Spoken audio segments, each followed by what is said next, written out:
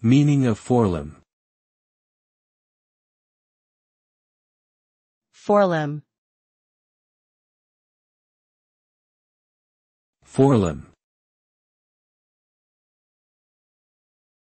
Forelimb. Forelimb. A forelimb is an appendage located on the front part of an animal's body, typically used for movement, manipulation, or support. In quadrupeds, such as dogs and horses, the forelimbs are also referred to as the front legs. These limbs are typically composed of bones, muscles, ligaments, and tendons that allow animals to move in a variety of ways, including walking, running, jumping, and climbing. The function and structure of forelimbs can vary greatly depending on the species, with adaptations for swimming, flying, digging, and other activities.